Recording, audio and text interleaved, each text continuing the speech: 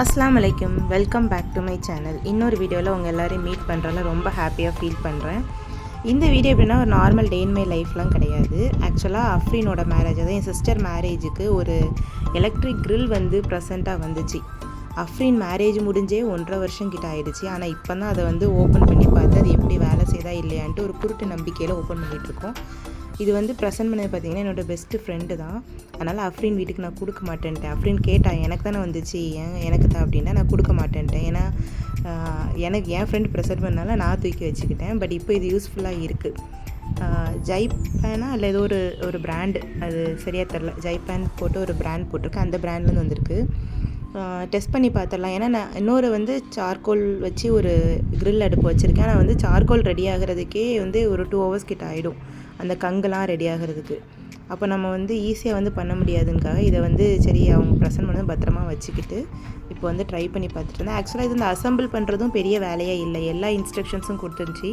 நம்ம அந்த பாக்ஸோட அட்டைப்படத்தை பார்த்தாலே போதும், நமக்கு ஈஸியாக அசம்பிள் பண்ணிடலாம். அது கூட பார்த்திங்கன்னா ஒரு 4 வீல் அந்த ஸ்டாண்டு மாதிரி கொடுத்துருந்தாங்க, 4 பக்கம் வந்து இது பண்ணுற மாதிரி. அதில் வந்து ஒரு ஸ்க்ரூவை காணோம். சரி அசம்பிள் இருக்கிறத வச்சு அசம்பிள் பண்ணிடலான்ட்டு பண்ணிகிட்டு இருந்தோம். ஸோ இது பண்ணும்போது அவள் சொல்லிகிட்டு இருந்தா, எனக்கு வந்து கிஃப்ட்டை நீ இப்படி பண்ணிட்டியே அப்படின்ட்டு. சரி அவள் அசம்பிள் பண்ணட்டும், அதுக்குள்ளே வந்து நம்ம வந்து சிக்கன் மேரினேஷன் பண்ணிடலான்ட்டு சிக்கன் மேரினேஷன் பண்ண ஸ்டார்ட் பண்ணிட்டேன்.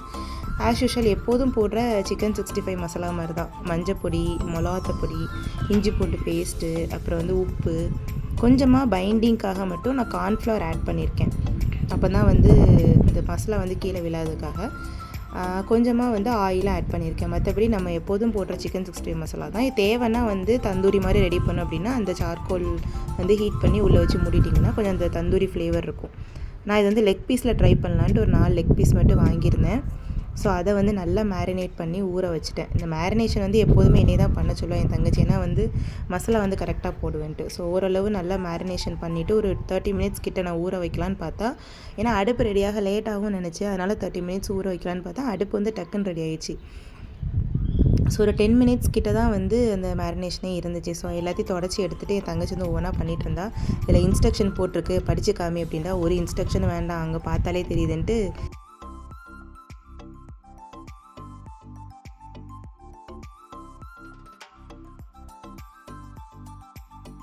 அசம்பிள் பண்ணுறதுக்கு ஒன்றும் பெரிய விஷயமே இல்லை, ஈஸியாகவே வந்து அசம்பிள் பண்ணுற மாதிரி இருந்துச்சு.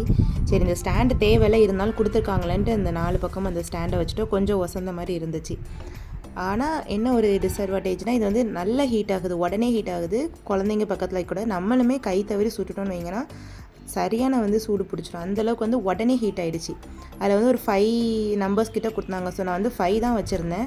ஸோ வந்து டக்குன்னு வந்து ஹீட் ஆகிடுதுனால நான் வந்து உடனே சிக்கனை தூக்கி வச்சதும் பார்த்திங்கன்னா அந்த கம்பிலாம் வந்து அப்படி ரெட் கலரில் மாறிடுச்சு. நான் கூட நினச்சேன் வேறு கம்பி எதுவும் எடுத்து வச்சிட்டோமோ அப்படின்ட்டு. ஆக்சுவலாக அந்த ஹீட் வந்து அவ்வளோ தூரம் ஃபாஸ்ட்டாக வந்துச்சு. ஸோ நான் ஒரு 3 சிக்கனை மட்டும் ரெடி பண்ணி பார்ப்போன்ட்டு வச்சிட்ருந்தேன். இதுக்கு சைடிஷ்ஷாக வந்து சப்பாத்தி போடலாம், ஏன்னா ஃபுல் காலாக இப்போ ரெடி பண்ண முடியாது, இல்லைனா நம்ம குப்பூஸும் ரெடி பண்ண டைம் இல்லை. ஸோ அதனால் வந்து சப்பாத்தி மாதிரி போட்டு ரெடி பண்ணிடலாம் அப்படின்ட்டு அதை மட்டும் நான் ரெடி பண்ணிகிட்டு இருந்தேன். தங்கச்சி பார்த்திங்கன்னா அவளுக்கு ஒரே ஹாப்பி ஆகிடுச்சு. ஏன்னா வெளியே போய் க்ரில் சாப்பிட்டதுக்கு பதிலாக வந்த இடத்துல இப்படி செஞ்சு தராலும் ஒரு சந்தோஷத்தில் இருந்தாள். சரி நானும் ஒரு சைடு வந்து சப்பாத்தி போய் எப்படி ஒரு 2 hours கிட்ட ஆகும் அப்படின்னு பார்த்தா ஒரு 1/2 an hourல ரெடி ஆகிடுச்சு. ஸோ அப்போ ஆஃப்ரின் பாதி வெந்துட்டுருக்கும்போது சொல்லிட்டு நீ சப்பாத்தியை போட்டு எடுத்துட்டு சாப்பிடுறது கரெக்டாக இருக்கும். நமக்கு சிக்கனை பார்க்க கூட கொஞ்சம் பசி தான் ஆரம்பிச்சிச்சு. ஸோ அதனால் நானும் சப்பாத்தி ஒரு சைடு போட்டு எடுத்துட்டேன். நல்லா வந்து ஒரு ஜூஸி ஃப்ளேவர் வர ஆரம்பிச்சு. நம்ம லைட்டாக வந்து ப்ரஷ் பண்ணால் போதும், ஆயிலில் மேலே ஃபுல்லாக வந்து ஆயில் ஊற்றணும்னு கிடையாது, க்ரில்னாலே அதானே. பட் லைட்டாக ப்ரஷ் பண்ணால் வந்து அந்த ஜூஸியாக வந்து அந்த க்ரில் வந்து ரெடி ஆகிட்டு இருந்துச்சு.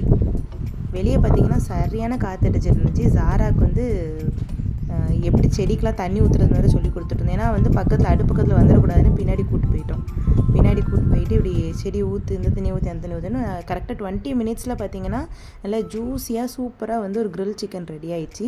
பட் இன்னும் கொஞ்சம் நேரம் அதில் கடந்திருக்கலாம், நாங்கள் தான் அவசரப்பட்டு கொஞ்சம் எடுத்துட்டோம். ஆனால் டேஸ்ட் நல்லா தான் இருந்துச்சு, டேஸ்ட்டு சூப்பராக இருந்துச்சு. அதே மாதிரி நல்லா வந்து வெந்திருக்கவும் செஞ்சிச்சு. பட் இன்னும் கொஞ்சம் கடந்திருந்தால் இன்னும் வந்து டேஸ்ட் நல்லாயிருக்கும்னு வந்து மட்டும் ஃபீல் பண்ணேன். ஸோ இந்த க்ரில் வந்து ஒர்த்தான ஒரு கிஃப்ட்டு. நம்ம நார்மலாக ப்ரெசென்ட் பண்ணுற கிஃப்ட்டுக்கு பதிலாக வீட்டுக்கு தேவையான ஹோம் அப்ளையன்சஸ் வந்து கிஃப்டாக ப்ரெசென்ட் பண்ணால் ஒர்த்தாக இருக்குங்கிறது என்னோட வந்து ஒரு தனிப்பட்ட இது. இன்னொரு கிஃப்ட் வந்திருக்கு என்னோடய பால் காய்ச்சிக்கு, அதை நான் இன்னொரு டைம் நான் ஓப்பன் பண்ணி காமிக்கிறேன். அதுவும் வந்து பார்த்திங்கன்னா ஒரு தாட்ஃபுல்லான ஒரு கிஃப்டாக தான் கொடுக்குறாங்க. வீட்டில் வந்து லேடிஸ்க்கு பார்த்திங்கன்னா ஹோம் அப்ளையன்சஸ் வந்து கிஃப்ட் பண்ணால் அவங்களுக்கு ரொம்ப ஹாப்பி ஆயிரும். ஸோ இவ்வளோ தான் இன்றைக்குள்ள வீடியோ. இன்னொரு வீடியோவில் பார்க்கலாம். பாய்.